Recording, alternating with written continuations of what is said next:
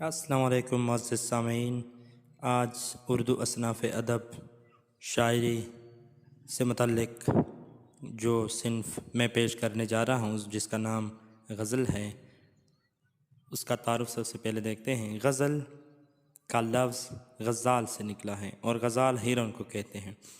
غزل ہرن کے گلے سے نکالنے والی اس آواز کو کہا جاتا ہے جب وہ شیر کے خوف سے بھاگ رہی ہوتی ہے۔ غزل کے لغوی معنی عورتوں سے باتیں کرنا یا عشق و محبت کا ذکر کرنا بھی بتایا گیا ہے۔ غزل کے لغوی معنی عورت سے باتیں کرنا ہے، یعنی غزل عشق و محبت کی قلبی واردات کی ترجمان ہوتی ہے۔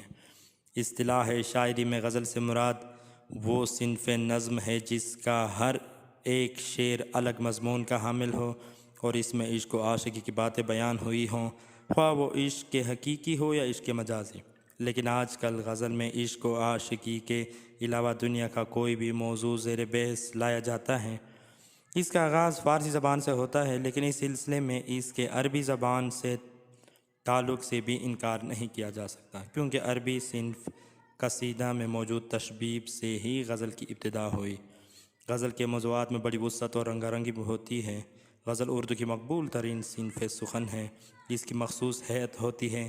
غزل کا پہلا شعر مطلع کہلاتا ہے۔ اس کے دونوں مصرے ہم قافیہ ہوتے ہیں، جیسے دل سے تیری نگاہ جگر تک اتر گئی، دونوں کو ایک نظر میں رضامند کر گئی۔ یہ مرزا اسد اللہ خان غالب کا ایک مشہور شعر ہے۔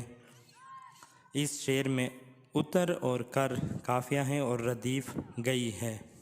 غزل کا آخری شعر مقطع کہلاتا ہے اور اس میں شاعر اپنا تخلص استعمال کرتا ہے، جس طرح میر تقی میر کا یہ شعر مثال کے طور پر ہم لیتے ہیں۔ میر ان نیم باز آنکھوں میں ساری مستی شراب کی سی ہے۔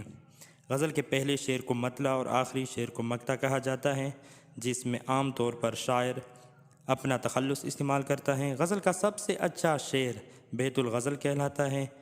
مطلع کے دونوں مصروں کی ردیف اور ان کا قافیہ ایک ہوتا ہے، لیکن مطلع کے بعد کے اشعار میں اس کی پابندی نہیں کی جاتی۔ بعض میں ایک سے زائد مطلع ہوتے ہیں۔ دوسرا مطلع مطلع ثانی کہلاتا ہے۔ اس کے بھی دونوں مصروں میں ردیف و قافیہ کی پابندی کی جاتی ہے۔ غزل کا ہر شعر ایک علیحدہ اکائی ہوتا ہے اور وہ معنوی اعتبار سے اپنے طور پر مکمل ہوتا ہے۔ اس کا دوسرے اشعار سے معنوی ربط نہیں ہوتا، لیکن بعض غزلوں میں 2 یا 3 ایسے مسلسل اشعار موجود ہوتے ہیں جن میں ربط مضمون اور خیال کا تسلسل پایا جاتا ہے۔ ایسے اشعار قطع کہلاتے ہیں۔ بعض ایسی غزلیں ہوتی ہیں جن کے تمام اشعار میں تسلسل موجود ہوتے ہیں اور وہ ایک دوسرے سے مربوط ہوتے ہیں۔ ایسی غزل کو مسلسل غزل کہتے ہیں۔ غزل کے اشعار کی تعداد 3 سے 50 تک متعین کی گئی ہے، لیکن عام طور پر 7، 9 یا 11 یعنی طاق اشعار پر مشتمل ایک غزل ہوتی ہے۔ حیت یا شکل کے اعتبار سے غزل کے اجزاء ترکیبی یہ ہیں: مطلع، قافیہ، ردیف اور مقطع۔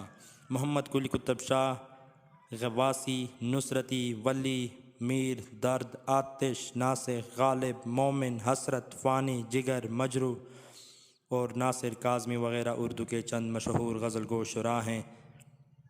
بیت الغزل غزل کے سب سے مشہور شعر کو بیت الغزل کہتے ہیں، جس طرح مجروح سلطان پوری کا یہ ایک شعر ملاحظہ فرماتے ہیں: میں اکیلا ہی چلا تھا جانب منزل، مگر لوگ ساتھ آتے گئے اور کارواں بنتا گیا۔ فرد شاعری میں ایک اکیلے شعر کو فرد کہتے ہیں۔ مصرع شعر کی ایک سطر کو مصرع کہتے ہیں۔ مطلع کسی بھی غزل یا قصیدے میں پہلے شعر کو مطلع کہتے ہیں، جس کے دونوں مصرے ہم قافیہ اور ہم ردیف ہوتے ہیں۔ غزل میں اگر پہلے مطلع کے بعد دوسرا مطلع بھی ہو تو اسے حسن مطلع کہتے ہیں۔ حسن